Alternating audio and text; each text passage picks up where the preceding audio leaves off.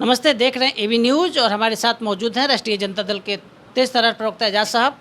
सुबह से सीबीआई की रेड पटना सहित अन्य स्थानों पर जारी है। राजद आग बबूला है। विधानसभा में राजद सुप्रीमो लालू प्रसाद यादव की पत्नी राबड़ी देवी ने साफ साफ कह दिया, हम डरने वाले नहीं हैं सीबीआई रेड से। उधर सुनील सिंह जो पार्टी के कोषाध्यक्ष हैं, उनकी पत्नी ने भी साफ साफ कह दिया कि हम डरने वाले नहीं हैं सीबीआई रेड से, मेरे यहाँ कुछ नहीं मिला है। आप क्या कहेंगे एजाज साहब? देखिए, आप सभी लोगों को पता है कि पूरे भारतवर्ष में जो सरकारी एजेंसियां हैं, सीबीआई, ईडी, आईटी, इसका दुरुपयोग कहीं ना कहीं केंद्र सरकार कर रही है। और इस संबंध में माननीय सर्वोच्च न्यायालय ने एक टिप्पणी की थी, आप लोगों ने 6 महीना पहले सुना होगा।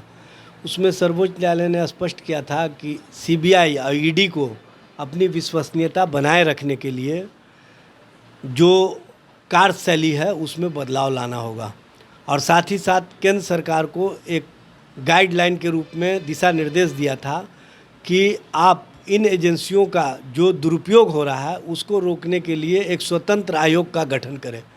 तो इसका मतलब है कि माननीय सर्वोच्च न्यायालय भी इन एजेंसियों के संबंध में समझती है, जानती है कि ये किस तरह से काम करती है और किसके इशारे पर काम करती है।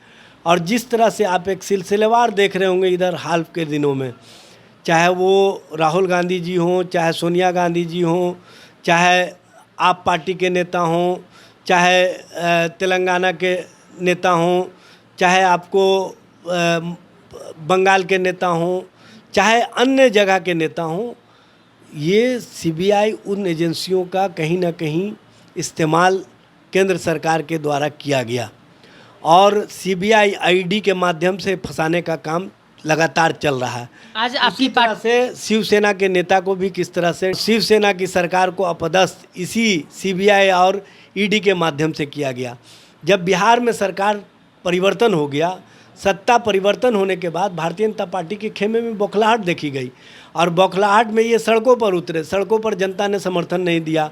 बेरोजगार भाजपा के नेता अनर्गल प्रलाप करते दिखे, हर दिन नए नए आरोप लगाते रहे, लेकिन उसका भी जनता पर जब असर नहीं दिख रहा है, उनको समझ में आ गया कि बिहार की जनता हमारी बातों को सुन नहीं रही है, बल्कि जनता महागठबंधन के नेताओं के साथ खड़ी है। तो अब इन लोगों ने इन एजेंसियों का सहारा लिया है, जिन एजेंसियों के बारे में पहले से माननीय सर्वोच्च न्यायालय ने कहा था कि ये तोता है। और उस तोता का इस्तेमाल आज जब फ्लोर टेस्ट का मामला था बिहार विधानसभा में, उससे पहले सुबह सुबह इस तरह का इन एजेंसियों का इस्तेमाल किया गया। लेकिन इन एजेंसियों के माध्यम से चाहे जितना भी प्रयास केंद्र की भारतीय जनता पार्टी सरकार कर ले या केंद्रीय एजेंसियों का जिस तरह से भी दुरुपयोग कर ले, बिहार की जनता लोकतंत्र को कमज़ोर नहीं होने देगी। बिहार का महागठबंधन सरकार लोकतंत्र की मजबूती के लिए मजबूती के साथ इन लोगों के जो कार्रवाई है उन कार्रवाई को देख रही है।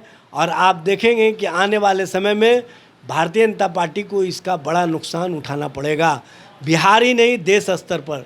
चूँकि अब देश के लोग भी समझ रहे हैं कि ये एक पॉलिटिकल मोटिवेशन के तहत, वेंडेटा के तहत ये कहीं ना कहीं विपक्षी दलों को टारगेट करते हैं और अपना सत्ता परिवर्तन करवाने के लिए इन एजेंसियों का इस्तेमाल करते हैं।